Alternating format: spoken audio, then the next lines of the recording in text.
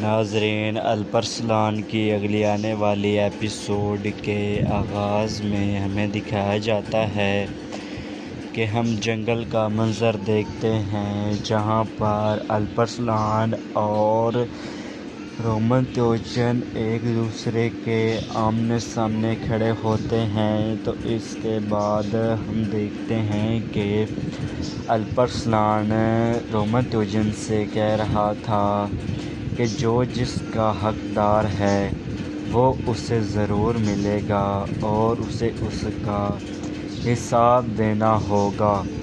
تو یہ بات کر کے رومنتوجن اور الپرسلان اپنی اپنی تلواریں نکال لیتے ہیں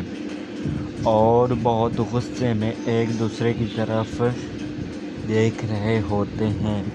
اس کے بعد ہم دیکھتے ہیں کہ ان کے ارد گرد سے بہت سے سپاہی تلواریں لے کر ان کی طرف ان پر حملہ کرنے کے لیے بڑھ رہے ہوتے ہیں۔ تو یہ دیکھ کر یہ ان کا مقابلہ کرنے کے لیے ان کے ساتھ مقابلہ اور جنگ کرنے کے لیے آگے بڑھتے ہیں اور پھر ان کے درمیان لڑائی ہونا شروع ہو جاتی ہے۔ اس کے بعد ہم دیکھتے ہیں کہ چاوری صاحب اور بہادر بے اپنے سپاہیوں کے ساتھ ان ترک سپاہیوں کی طرف جا رہے ہوتے ہیں جو کہ شہید ہو چکے تھے۔ تو راستے میں چاوری صاحب بہادر بے سے کہہ رہے تھے کہ کیا آپ کو کیا لگتا ہے کہ وہ ترک کمان جو کہ جنہوں نے نقصان اٹھایا ہے اور اپنے سپاہی شہید کیے ہیں،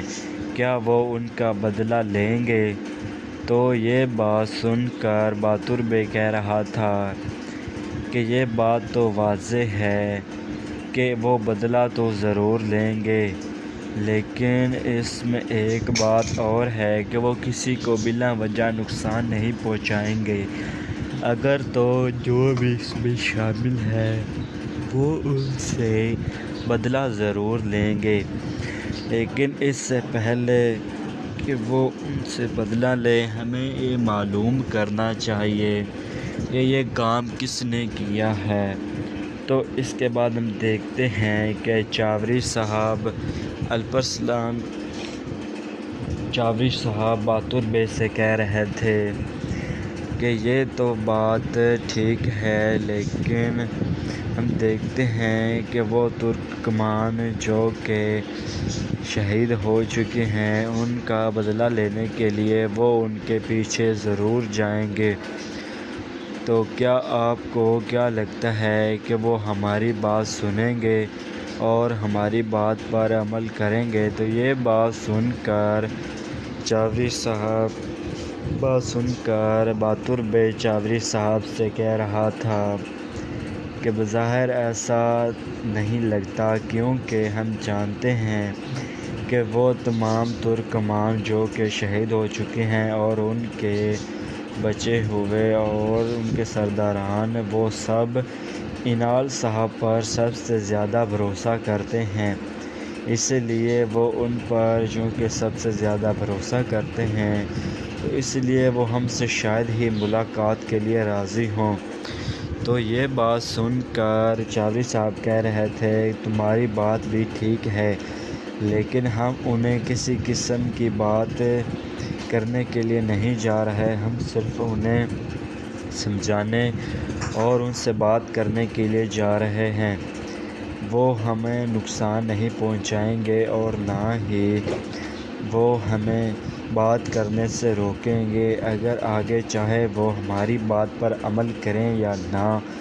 وہ ایسا تو نہیں کر سکتے کہ ہماری بات بھی نہ سنیں۔ تو یہ بات سن کر بہادر بے کہہ رہا تھا کہ ہاں سردار، ایسا ہو سکتا ہے، شاید وہ ہماری بات سن لیں اور اس پر عمل پیرا بھی ہو جائیں۔ اور اس کے بعد ہم اتنے میں دیکھتے ہیں کہ جس راستے پر چاوری صاحب اور بہادر بے اپنے سپاہیوں کے ساتھ آگے بڑھ رہے ہوتے ہیں، اسی راستے میں کچھ لوگوں نے گھات لگائی ہوتی ہے۔ اس کے بعد ہم دوسری طرف قلعے کا منظر دیکھتے ہیں جہاں پر الپاگوس، گورنر ککمانوس اور ان کے سپاہی موجود ہوتے ہیں۔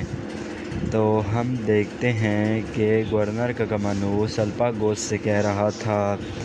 کہ رومن تیوجن کی طرف سے خبر آئی ہے کہ بغیر کسی وجہ اور بات کے آپ جلد از جلد اس پرکان قلعے میں تشریف لائیں۔ تو یہ بات سن کر الپاگوس گورنر ککمانوس سے کہہ رہا تھا کہ میرے گورنر، آپ اس بات کی تصدیق کیے بغیر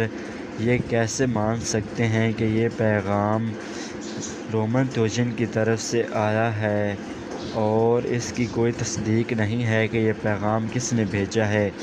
اسی لیے آپ نہ جائیں۔ تو یہ بات سن کر گورنر ککمانوس الپاگوس سے کہہ رہا تھا کہ اس سے اب سے کوئی مطلب نہیں ہے اور میں اب کسی بات پر کوئی بھی جوتا نہیں کروں گا، اسی لیے مجھے جلد از جلد اس پرکان میں جانا ہوگا۔ مجھے لگتا ہے کہ کوئی نہ کوئی مسئلہ ہے جس کی وجہ سے رومن تیوجن نے مجھے وہاں پر بلایا ہے۔ تو اس کے بعد ہم دیکھتے ہیں کہ گورنر ککمانوس اپنے کچھ سپاہیوں کے ساتھ وہاں سے روانہ ہو جاتا ہے۔ اس کے بعد ہمیں دوسری طرف دکھایا جاتا ہے جہاں پر الپرسلان اور ان کے سپاہی بڑی بہادری سے ان سپاہیوں کا مقابلہ کر رہے ہوتے ہیں جنہوں نے ان پر حملہ کیا ہوتا ہے، اور اسی دوران دوسری طرف رومن تیوجن اور ان کے سپاہی بھی بڑی بہادری کے ساتھ ان سپاہیوں کا مقابلہ کر رہے ہوتے ہیں۔ اس کے بعد ہم دیکھتے ہیں کہ لڑائی کے دوران الپرسلان ایک سپاہی کو زیر کر لیتا ہے اور اس کی گردن پر تلوار رکھ کر اس سے کہہ رہا تھا کہ بتاؤ تمہیں بھیجنے والا کون ہے، تمہارے پیچھے کون ہے، تمہارا سربراہ کون ہے اور وہ کیا چاہتا ہے اور تم کیا چاہتے ہو۔ تو یہ بات سن کر وہ سپاہی کہہ رہا تھا کہ ہم کچھ بھی نہیں چاہتے، ہم صرف اور صرف کرائے کے سپاہی ہیں، اور جو شخص نے ہمیں سکے دیے اس نے ہمیں یہ سب کچھ کرنے کو کہا جو کہ ہم نے کیا۔ تو یہ بات سن کر الپرسلان اسے مارنے ہی والا ہوتا ہے کہ ہم دیکھتے ہیں کہ رومن تیوجن اس الپرسلان سے کہہ رہا تھا کہ نہیں، رک جاؤ۔ اس کے بعد ہم دیکھتے ہیں کہ الپرسلان اسے نہیں مارتا اور رومن تیوجن اس سپاہی سے پوچھ رہا تھا کہ بتاؤ کہ تمہارے پیچھے کون ہے اور تم ہم سے کیا چاہتے ہو۔ تو اس کے بعد رومن تیوجن اسے زور سے مکے مارتا ہے، اور اس کے بعد ہم دیکھتے ہیں کہ رومن تیوجن کہہ رہا تھا کہ بتاؤ تمہارے پیچھے کون ہے، تمہیں کس نے سکے دیے ہیں، اس کا نام بتاؤ۔ تو اسی دوران ہم دیکھتے ہیں کہ ایک تیر آ کر اس سپاہی کو لگتا ہے اور وہ وہیں پر مر جاتا ہے، اور اس کے بعد ہم دیکھتے ہیں کہ الپرسلان اور اس کے سپاہی اور رومن تیوجن بہت حیران ہو جاتے ہیں۔ اس کے بعد دوسری طرف ہم دیکھتے ہیں کہ اس تیر کے ساتھ ایک خط بھی ہوتا ہے۔ اس کے بعد رومن تیوجن وہ خط نکال کر پڑھتا ہے اور ہم دیکھتے ہیں کہ اس خط میں لکھا ہوتا ہے کہ تم بہت بہادر جنگجو ہو، لیکن اب تمہارا بہادری کا پتہ چلے گا کہ جب تم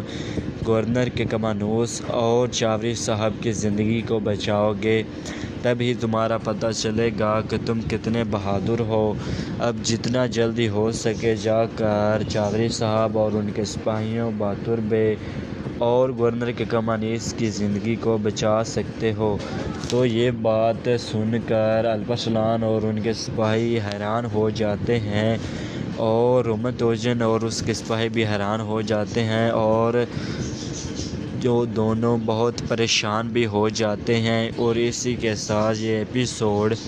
یہیں پر ختم ہو جاتی ہے۔ اگر آپ کو یہ ویڈیو اچھی لگی ہو تو ہمارے چینل کو لائک اور سبسکرائب کرنا نہ بھولیے گا۔ بہت بہت شکریہ۔ اللہ حافظ۔ السلام علیکم ناظرین، الپرسلان کی اگلی آنے والی ایپیسوڈ کے آغاز میں ہمیں دکھایا جاتا ہے کہ ہم جنگل کا منظر دیکھتے ہیں جہاں پر الپرسلان اور رومن تیوچن ایک دوسرے کے آمنے سامنے کھڑے ہوتے ہیں، تو اس کے بعد ہم دیکھتے ہیں کہ الپرسلان رومن تیوچن سے کہہ رہا تھا کہ جو جس کا حقدار ہے وہ اسے ضرور ملے گا اور اسے اس کا حساب دینا ہوگا۔ تو یہ بات کر کے رومن تیوچن اور